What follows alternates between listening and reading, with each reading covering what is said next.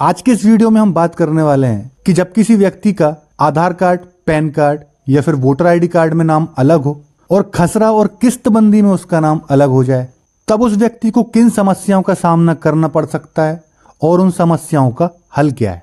तो आज के इस वीडियो में हम यही डिस्कस करेंगे। उदाहरण के लिए आपके सामने एक इमेज है। अब ये क्या है? आधार कार्ड है। अब आधार कार्ड में इस व्यक्ति का नाम प्रतीक शर्मा है। इसी प्रकार पैन कार्ड में भी इसका नाम प्रतीक शर्मा है। अब ये 10th क्लास की मार्कशीट है, इसमें भी इस व्यक्ति का नाम प्रतीक शर्मा ही है। और ये रही 12th क्लास की मार्कशीट, इसमें भी इस बंदे का नाम प्रतीक शर्मा है। लेकिन जब हम खसरा और किस्तबंदी पर आते हैं, आपके सामने एक खसरा है, अर्थात ये जमीन है। ये जमीन प्रतीक शर्मा के ही नाम पर है, लेकिन गलती किसकी? पटवारी की गलती। तो पटवारी की गलती से प्रतीक शर्मा का नाम पिंटू शर्मा हो गया। अर्थात प्रतीक का जो निकनेम है पिंटू, जो घर का नाम है, पटवारी ने गलती से क्या है, उसका घरू नाम दर्ज कर दिया, उसका निकनेम दर्ज कर दिया, प्रतीक उर्फ पिंटू। तो जब प्रतीक की जगह पिंटू लिखा गया है यहां पर, तो इसमें दिक्कत क्या क्या आ रही है भाई? केवाईसी नहीं हो पा रही है, केसीसी जो ऋण होता है वह नहीं मिल पा रहा है, जमीन पर किसी भी प्रकार का कोई लोन नहीं मिल पा रहा है, फसल विक्रय करने में दिक्कत हो रही है और किसानी से संबंधित कोई भी काम नहीं हो पा रहा है। क्योंकि यदि लोन लेने भी जाओ तो वहां पे भी क्या है, केवाईसी होती है। अब वो देखेंगे बैंक वाले, जो लोन डिपार्ट होगा, कि भाई खसरे में नाम अलग है और डॉक्यूमेंट जो गवर्नमेंट ने इशू किए हैं उनमें नाम अलग हो गया है, तो भैया लोन नहीं मिल पाएगा। पहले खसरे में अपना नाम सही करवा के आओ आप। इसी प्रकार जमीन बेचने भी जाओ आप तो बिक नहीं पाएगी। सामने वाला व्यक्ति लेने से मना कर देगा कि भैया नाम अलग अलग है, हमको लफड़े में नहीं फंसना, हम नहीं ले पाए। फसल विक्रय करने में दिक्कत आ रही है, वहां पे केवाईसी नहीं हो पा रही है। तो इस प्रकार की क्या है, कई समस्याओं का सामना करना पड़ सकता है जब Aadhaar card, PAN card, voter ID card और मार्कशीट में क्या है, एक नाम हो, लेकिन खसरे में क्या है, गलती से दूसरा नाम दर्ज हो जाए या उपनाम अर्थात निकनेम दर्ज हो जाए। तो आज के इस वीडियो में हम इस समस्या का समाधान ढूंढेंगे। वीडियो स्टार्ट करने से पहले आप सभी से एक रिक्वेस्ट है कि अभी तक आपने चैनल को सब्सक्राइब नहीं किया है तो सब्सक्राइब कर लीजिए, बेल नोटिफिकेशन को ऑन कर लीजिए, जिससे आने वाली हर नई वीडियो की अपडेट आपको मिलती रहे। तो आइए वीडियो स्टार्ट करते हैं। राजस्व रिकॉर्ड अर्थात रेवेन्यू रिकॉर्ड में नाम, नक्शा आदि सुधार कराने की प्रक्रिया। तो नाम के साथ साथ क्या है, आपके नक्शे में कोई गड़बड़ी है तो आप उसे भी ठीक करवा सकते हैं। यदि आपके पास कोई कृषि भूमि या प्लॉट है, प्लॉट ऐसा जो कि डाइवर्टेड ना हो, कृषि भूमि मतलब कृषि भूमि, लेकिन प्लॉट क्या है, डाइवर्टेड नहीं होना चाहिए। डाइवर्टेड हो गया प्लॉट तो फिर रेवेन्यू कोर्ट उसमें कुछ नहीं कर पाएगी, जो करना है सिविल कोर्ट ही करेगी। अब क्योंकि इस वीडियो में हमको नाम, नक्शा कैसे ठीक कराने हैं, तो यहां पर बात चलेगी सिर्फ रेवेन्यू कोर्ट की, ना कि सिविल कोर्ट की। तो कृषि भूमि हो या प्लॉट हो, तो कई बार यह देखने के लिए मिलता है कि आधार कार्ड, पैन कार्ड और मार्कशीट में आपका नाम अलग होता है और कृषि भूमि या प्लॉट के राजस्व रिकॉर्ड अर्थात रेवेन्यू रिकॉर्ड में आपका नाम अलग दर्ज होता है। उदाहरण के लिए, जैसा कि हमने अभी इमेजेस में देखा था, आधार कार्ड और पैन कार्ड में किसी व्यक्ति का नाम प्रतीक शर्मा दर्ज है, लेकिन राजस्व रिकॉर्ड में जैसे कि खसरा, किस्तबंदी अर्थात B1 आदि में उस व्यक्ति का उपनाम अर्थात घरू नाम पिंटू शर्मा दर्ज हो जाता है। अब अलग नाम दर्ज होने से व्यक्ति को कई तरह की समस्याओं का सामना करना पड़ता है, जैसे कि जमीन पर केसीसी नहीं बन पाता, किसान क्रेडिट कार्ड, जमीन विक्रय नहीं कर सकता, फसल बेचने में समस्या आती है, जमीन या प्लॉट पर बैंक से लोन नहीं मिल पाता। इस तरह से कई प्रकार की समस्याओं का सामना उस व्यक्ति को करना पड़ता है। इसलिए इन सभी समस्याओं से बचने के लिए उस व्यक्ति को आधार कार्ड, पैन कार्ड और मार्कशीट के अनुसार ही राजस्व रिकॉर्ड में अपना नाम सही करवाना पड़ता है। राजस्व रिकॉर्ड में नाम सही करने की शक्ति राजस्व न्यायालय अर्थात रेवेन्यू कोर्ट के पास है। अलग अलग राज्यों में भूमि से संबंधित अलग कानून चलते हैं। राजस्व रिकॉर्ड में नाम सही कराने, नक्शे में त्रुटि हो तो उसे ठीक कराने आदि सुधार करने के लिए निम्न राज्यों में नीचे दी गई धाराओं के अंतर्गत आवेदन करना होता है। अब क्योंकि भारत में जितनी भी भूमि है वह क्या है, सरकार की है। केंद्र सरकार का पूरे भारत में आने वाली भूमि पर अधिकार होता है। इसी प्रकार राज्य सरकार का अपने राज्य की भूमि पर अधिकार होता है, लेकिन भारतीय संविधान के अंतर्गत राज्य सरकार के पास यह शक्ति है कि वह अपने राज्य की भूमि से संबंधित कोई भी कानून बना सकती है। तो यहाँ पर आपको देखने के लिए मिलते हैं, जैसे कि उदाहरण में मैंने दिए हैं, 3 अलग अलग राज्य, मध्य प्रदेश, छत्तीसगढ़ और उत्तर प्रदेश। तो इन राज्य की राज्य सरकारों ने क्या है, अपने राज्य की भूमि के लिए अलग अलग कानून बनाए हैं।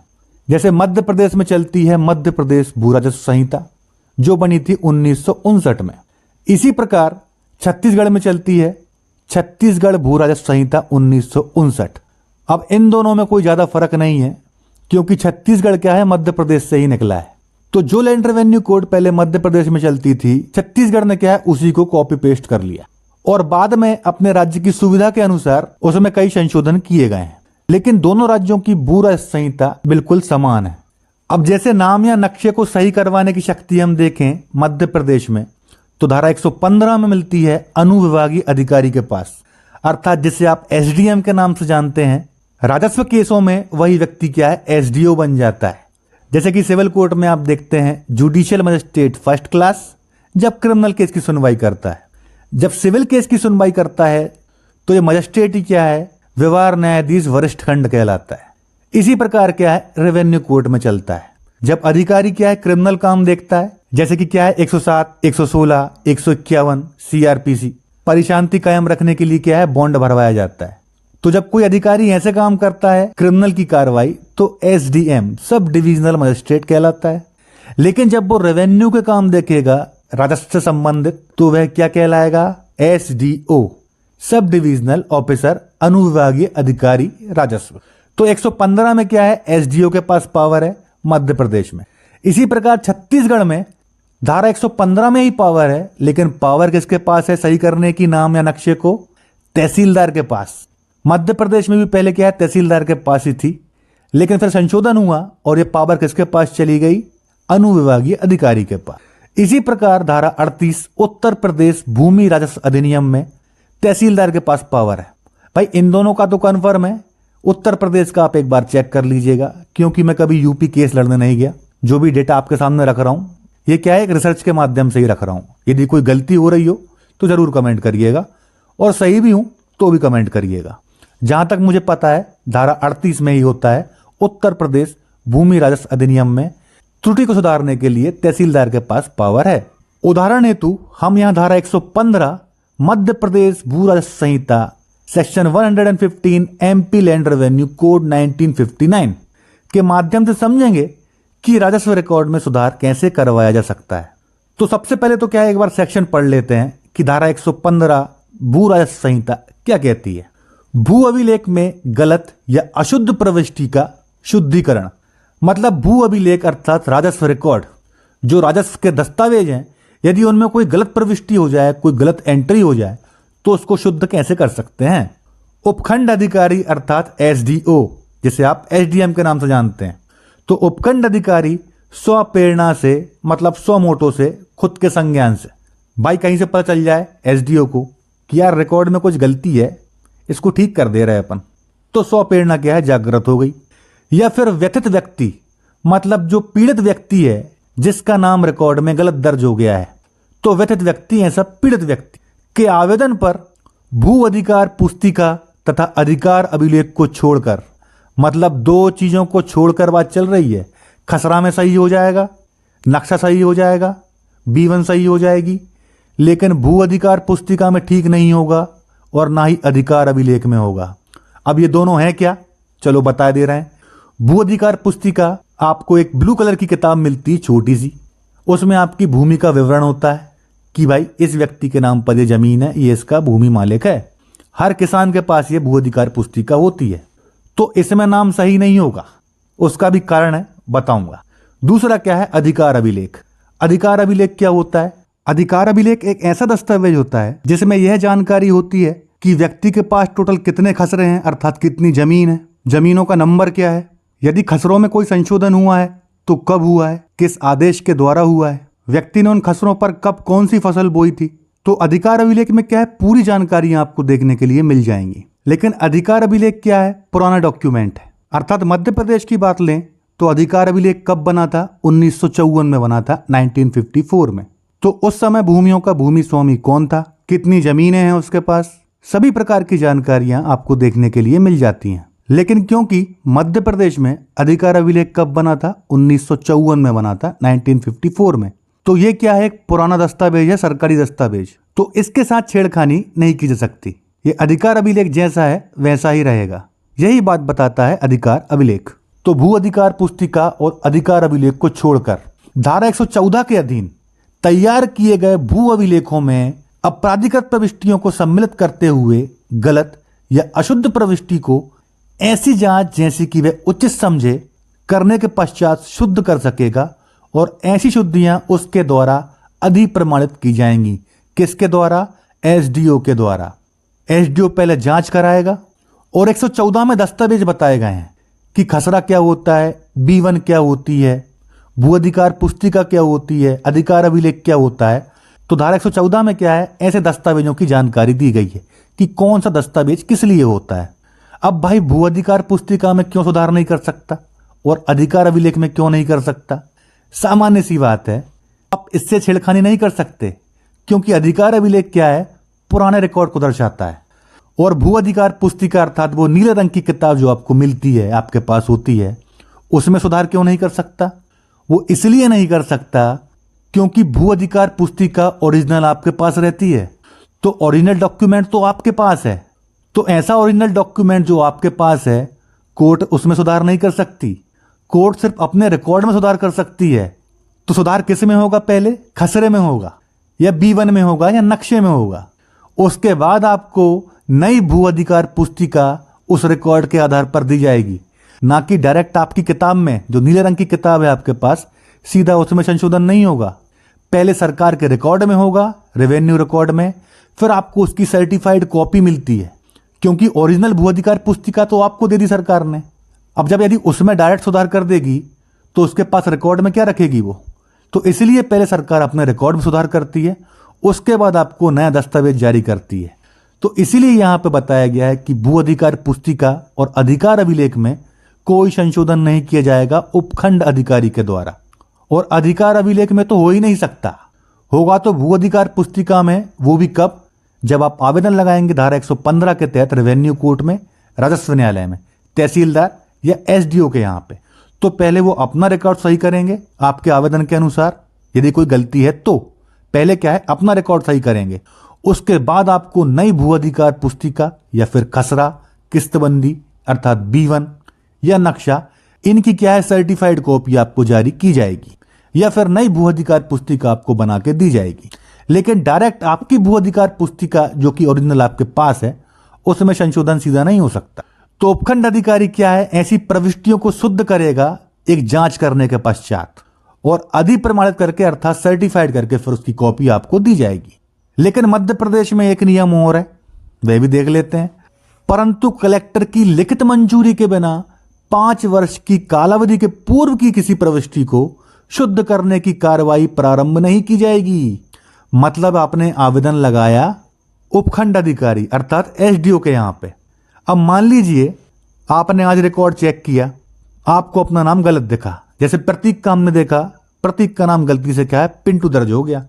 अब प्रतीक ने क्या है, आज नाम देखा लेकिन कोई एक्शन नहीं लिया 5 साल तक। अरे जब जरूरत पड़ेगी तो ठीक करवा लेंगे, कौन कोर्ट के चक्कर काटे फालतू तहसील कार्यालय में, बिना पैसे कोई काम नहीं होता वहां पे, पटवारी है तो मिलता नहीं है। तो ऐसे आपने क्या है, टाला मटोली कर दी, 5 साल निकाल दिए। अब एकदम से आपको क्या है, काम आ गया, भाई लोन लेना है बैंक से, केसीसी बनवाना है, तो फिर आपकी नींद खुली, फिर आप गए वहां पे तहसील कार्यालय में।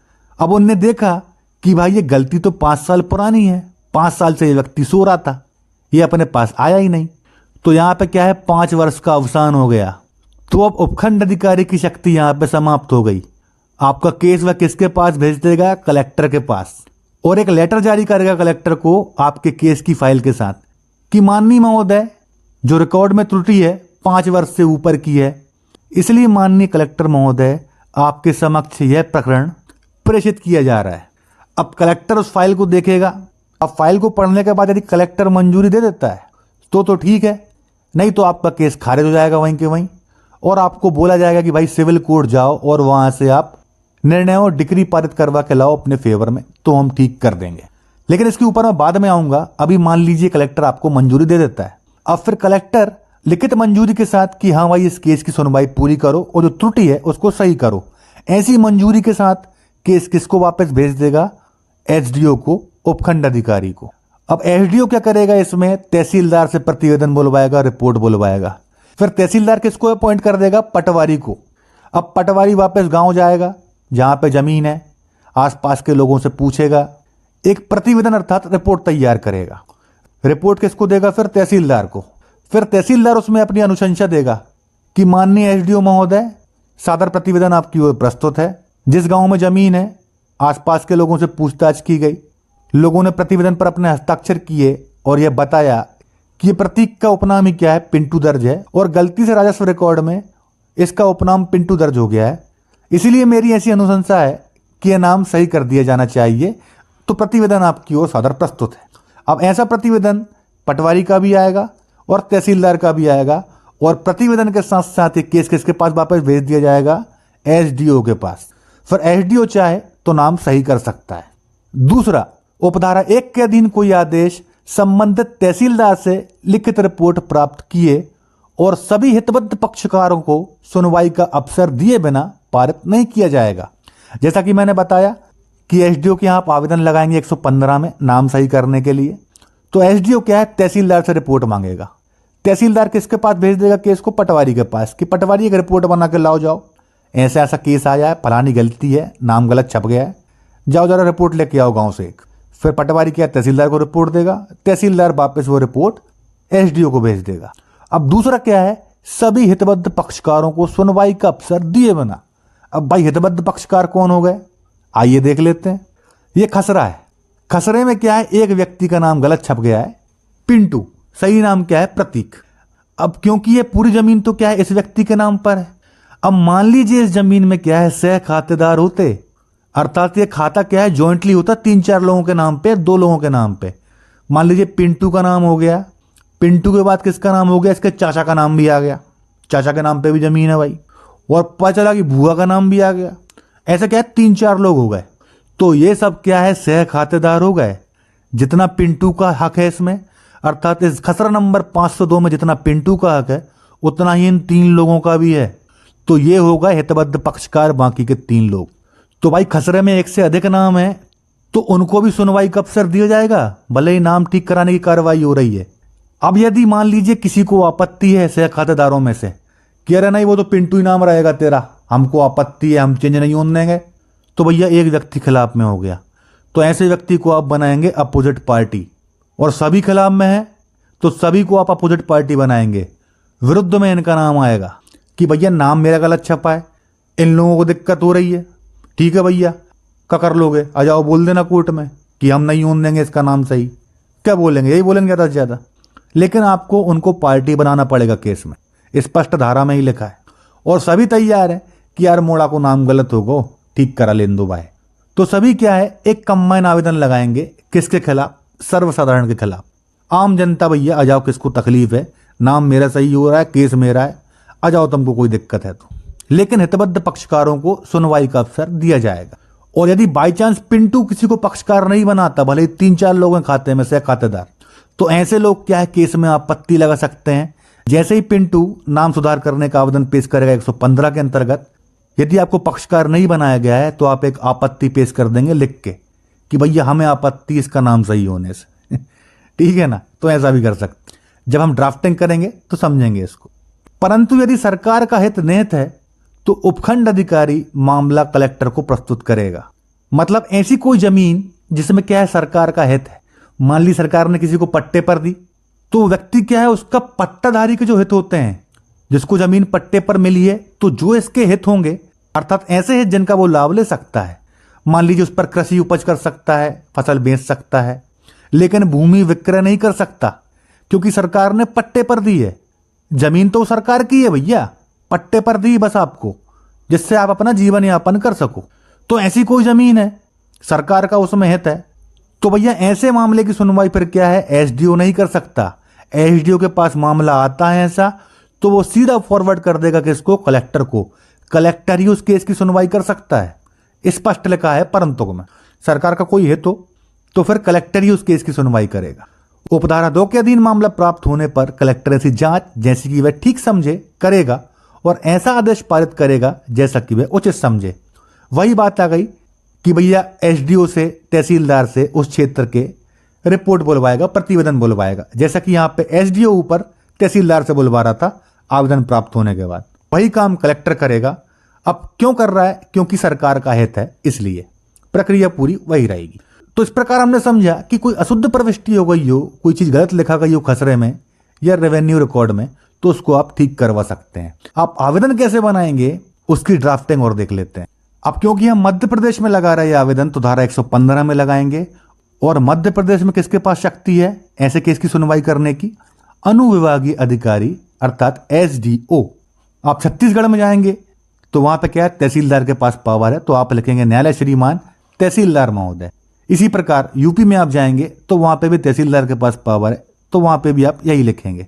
ड्राफ्टिंग ऐसी ही करनी है, बस कोर्ट का नाम चेंज हो जाएगा। इसलिए मैंने 3 स्टेट को कवर किया है यहाँ पर, और अदर स्टेट वाले भी चेक कर सकते हैं। आपके यहाँ जिस धारा के अंतर्गत आवेदन दिया जाता है आपके लैंड रेवेन्यू कोड में, उसके अंतर्गत दीजिए, आप कोर्ट का नाम चेंज कीजिए, बाकी ड्राफ्टिंग पूरी आपको ऐसी ही करनी है। तो आवेदक कौन हो गया? प्रतीक उर्फ पिंटू। जो आपका ओरिजिनल रिकॉर्ड मार्कशीट आधार कार्ड में नाम है उसको आप पहले लिखेंगे, और खसरे में जो आपका निकनेम टाइप हो गया है या गलत नाम टाइप हो गया है उसको आप यहां पर लिखेंगे। इसके बाद पिताजी का नाम, मूल निवासी कहाँ का है, हाल निवासी कहाँ का है। कई लोग क्या है गांव छोड़ के शहर में चल जाते हैं और गांव की जो जमीन है उसे क्या है कॉली पर दे देते हैं, तो ऐसा भी होता है। गांव में ही निवास कर रहे हैं तो सिर्फ निवासी लिख के अपना एड्रेस लिख दीजिएगा। अब विरुद्ध में आप पार्टी कैसे बनाएंगे? भैया जिन लोगों का हित है, जैसा कि हमने सेक्शन में देखा था कि 3-4 लोग हैं और उनको आपत्ति है आपके नाम सही करवाने से, तो उनको आप क्या है विरोधी पक्षकार बना देंगे। यहां पर पहले उनका नाम आ जाएगा, फिर आ जाएगा सर्वसाधारण का नाम। सर्वसाधारण अर्थात आम जनता जिसको दिक्कत हो रही है कि भैया मेरा नाम ठीक हो रहा है। कोई भी व्यक्ति हो सकता है, गांव देहात क्षेत्र का, शहर का, जिसको आपत्ति है आपके नाम ठीक कराने से। आवेदन पत्र अंतर्गत धारा 115 मध्य प्रदेश भू राजस्व संहिता 1959। आवेदक की ओर से निम्नानुसार निवेदन है। तो पहले पैराग्राफ में क्या आपको जमीन का ब्यौरा देना है कि भैया कहाँ की जमीन है, कहाँ के क्षेत्र की है, कौन मालिक है, क्या लफड़ा है, तो ये बताना है। यह कि मौजा देवपुर, तहसील हुजूर, जिला भोपाल, मध्य प्रदेश में स्थित भूमि खसरा नंबर 502, रकबा 0.73 हेक्टेयर के राजस्व अभिलेखों में आवेदक का नाम पिंटू पुत्र अनिल शर्मा शाकिन भोपाल दर्ज चला आ रहा है।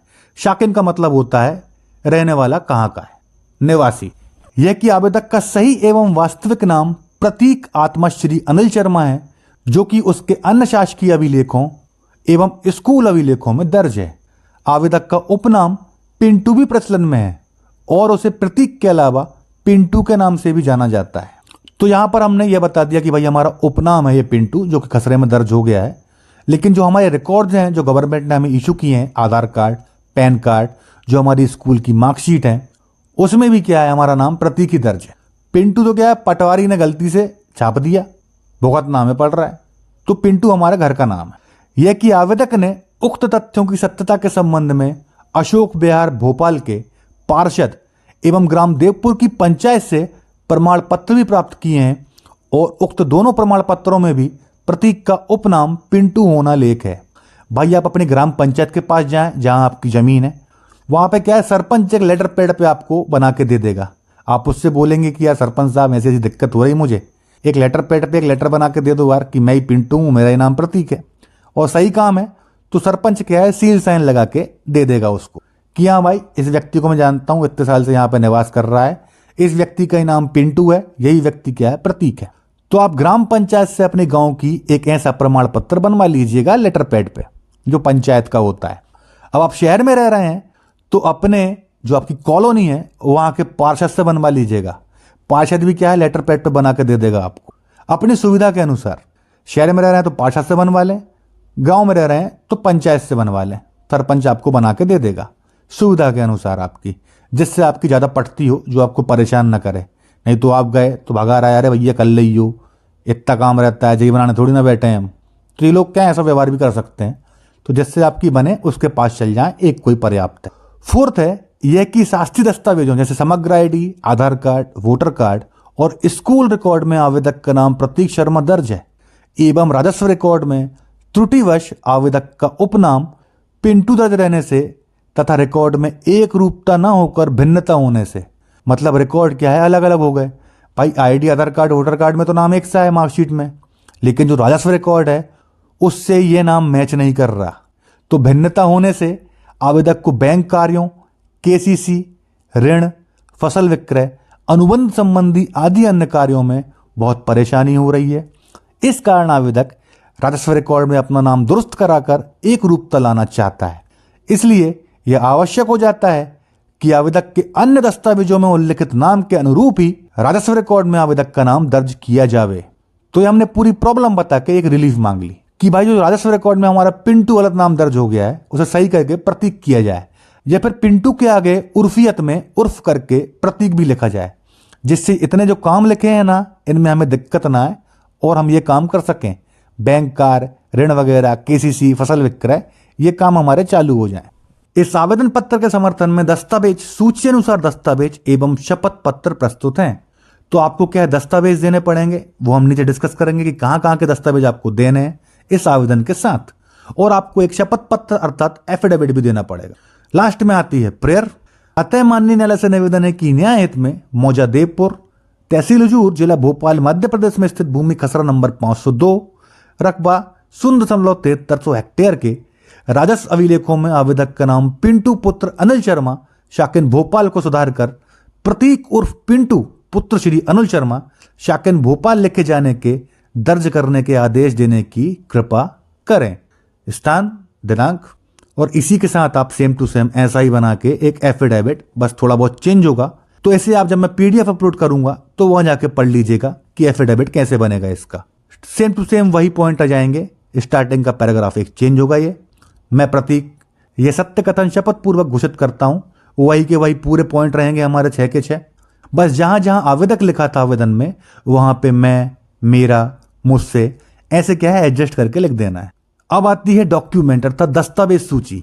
इस आवेदन के साथ आप जो पेश करेंगे, आवेदक की ओर से निम्न दस्तावेज प्रस्तुत हैं। एक तो भाई आधार कार्ड पेश कर दो, आपका डेट आप कब की डालोगे, जिस दिन आपको डॉक्यूमेंट इशू हुआ था। अब आपका आधार कार्ड जब भी बना हो आप डेट उसी की डालेंगे। पैन कार्ड कब इशू हुआ था आपको, डेट आप उसकी डालेंगे, जो कि आपके पैन कार्ड, आधार कार्ड पर आपको देखने के लिए मिल जाएगी। इसी प्रकार वोटर आईडी कार्ड, अंक सूची आपको 10वीं की कब जारी हुई थी तो उसमें लिखा होगा भैया, आपकी 10वीं की मार्कशीट में भी लिखा होगा और 12th की मार्कशीट में भी लिखा होगा जिस दिन आपको मार्कशीट इशू की गई थी। इसी प्रकार पार्षद द्वारा जारी प्रमाण पत्र, आप एक सर्टिफिकेट बनवा लेंगे कि भाई प्रतीक का नाम ही पिंटू है, इस प्रकार करके। पार्षद नहीं दे रहा है तो पंचायत से बनवा ले जहां आपकी जमीन है, और एक करंट का खसरा, उसकी सर्टिफाइड कॉपी, प्रमाणित प्रति, जिस दिन आप निकलवाएंगे उस दिन की डेट डाल देंगे। तो करंट का खसरा, उसकी सर्टिफाइड प्रमाणित प्रति, सारे डॉक्यूमेंट्स क्या है असल लगा दें, चाहे तो फोटो कॉपी भी लगा सकते हैं। जो एसडीओ के यहाँ पे जो रेवेन्यू केसेस का रीडर रहेगा वो आपके ओरिजिनल डॉक्यूमेंट से मिलान करके आपको वापस कर देगा। और कैफियत में आप लिख देंगे भैया की वजह सबूत प्रस्तुत कर रहे हैं हम इसे पूरे डॉक्यूमेंट्स। अच्छा, इसे पेश करने से पहले कोर्ट में आपको एक कोर्ट फीस भी देनी पड़ती है। जैसे मध्य प्रदेश में क्या है, आप कोई भी रेवेन्यू का केस प्रस्तुत करो तो 100 रुपए का चालान लगता है, जो कि कोर्ट फीस कहलाती है। तो आप जन सेवा केंद्र में या लोक सेवा केंद्र में जाके 100 रुपए की रसीद कटवा सकते हैं, या फिर ऑनलाइन पोर्टल पर जाकर रेवेन्यू की जो वेबसाइट है वहां पे भी 100 रुपए की रसीद कटवा लें, और उस रसीद की एक कॉपी अपने पास रखें, एक कॉपी स्टार्टिंग में एप्लीकेशन के पहले लगा दें। तो ये हो गया आपका आवेदन तैयार। सूची, और सूची के पीछे क्या है, फिर ऐसे दस्तावेज लगा देंगे जो आपने नंबर वाइज लिखे हैं, और इसके पीछे जाएगा वकालतनामा एडवोकेट का। तो इस प्रकार आप इसे पेश कर देंगे कोर्ट में। अब ये ठीक करना या नहीं करना एसडीओ के ऊपर है। यदि आपका आवेदन स्वीकार हो जाता है तो आपका नाम वैसे ही रिकॉर्ड में सही हो जाएगा। यदि रिकॉर्ड में सही नहीं होता है और आपका केस खारिज कर दिया जाता है, जैसे कि मध्य प्रदेश में नियम बन गया है कि धारा 115 के तहत जितने भी सुधार के आवेदन आते हैं उन्हें खारिज करना ही है, और खारिज करने के साथ साथ आदेश कर देंगे, आदेश में लिख देंगे कि भैया सिविल कोर्ट से आप निर्णय और डिक्री लेके आओ तो आपका नाम हम सुधारेंगे। तो यदि आपका नाम नहीं सुधारते हैं, जैसे यूपी में तहसीलदार आपका नाम नहीं सुधारता है, या छत्तीसगढ़ में, या फिर मध्य प्रदेश में एसडीओ आपका केस खारिज कर देता है रेवेन्यू का, नाम सुधार का या नक्शा सुधार का, तो आपके पास लास्ट ऑप्शन यह रहता है कि आप सिविल कोर्ट जाएं।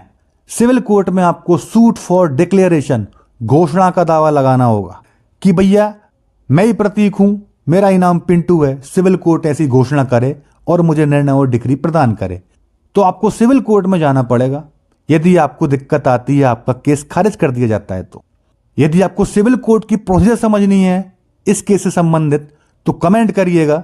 यदि आपके कमेंट ज़्यादा से ज़्यादा होते हैं तो बिल्कुल उसके ऊपर भी वीडियो बनाऊंगा। और जूनियर एडवोकेट्स, यदि आपको केसेस नहीं मिल रहे हैं तो भाड़ में जाओ भैया, मत मिलने दो।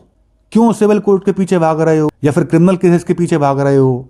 सीनियर परेशान कर रहा है, हमें केस नहीं आ रहा है, हमारे पास पैसा नहीं है। भैया हर वकील को शुरुआत हमेशा रेवेन्यू कोर्ट से करनी चाहिए। आप प्लास्टिक की चेयर लगाओ, एक छोटा सा बोर्ड लगा लो, एडवोकेट फलाना व्यक्ति, नामांतरण करवा लो, में से बंटवारा करवा लो, ये रिकॉर्ड सही करवा लो।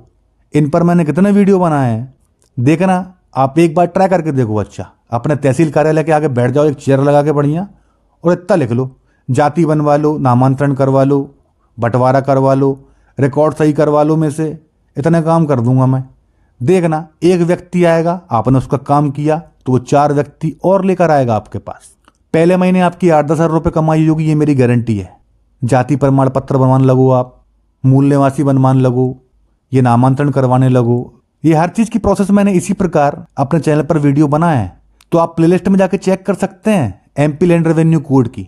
उसमें नामांतरण का वीडियो मिल जाएगा, बंटवारे का मिल जाएगा, सीमांकन का वीडियो मिल जाएगा आपको। पैसे कमाने की कोई दिक्कत नहीं है, कमाना आना चाहिए। तो मैं बता रहा हूं कैसे कमाओगे आप। तो जाओ और कमाओ, स्ट्रगल करोगे 1 महीने 2 महीने, मेरी गारंटी है। एक बार एक शेयर डाल के देखो बढ़िया, और फिर देखना पैसा अपने आप आएगा। मैं तो ऐसे वीडियो बना रहा हूं कि व्यक्ति खुद अपना काम करा ले, उसे वकील की जरूरत भी ना पड़े। लेकिन फिर भी वकील का काम वकील ही कर सकता है, भले कोई कितना भी दिमाग लगा ले। तो भाई मेरी सलाह मानो, नहीं आ रहा है केस तो मत आन दो, रेवेन्यू कोर्ट स्टार्ट कर दो। वही केस क्या है, सिविल में आ जाएंगे। क्रिमिनल का आया तो ठीक, नहीं आया तो भी कोई बात नहीं, अपन तो रेवेन्यू के राजा बन के बैठे हैं। और कला यही होती है, हर जूनियर एडवोकेट को क्या है, रेवेन्यू कोर्ट से ही स्टार्ट करना चाहिए हमेशा। क्योंकि जमीनी हकीकत क्या है पता चलती है। क्योंकि सिविल मामलों में रेवेन्यू कोर्ट ही क्या है, सिविल केस की जड़ होती है। 70 से 80% केस सिर्फ रेवेन्यू कोर्ट की वजह से आते हैं, क्योंकि तहसीलदार पटवारी अपना काम सही से नहीं करते। जैसे यहीं देख लो, प्रतीक का नाम पिंटू दर्ज कर दिया, पटवारी की गलती। अब यह मामला सिविल कोर्ट तक जाएगा, देखना, एक छोटी सी गलती की वजह से। तो सलाह मानिए, एक बार रेवेन्यू कोर्ट ट्राई जरूर करिएगा यदि कोई जूनियर एडवोकेट या लॉ का स्टूडेंट देख रहा है।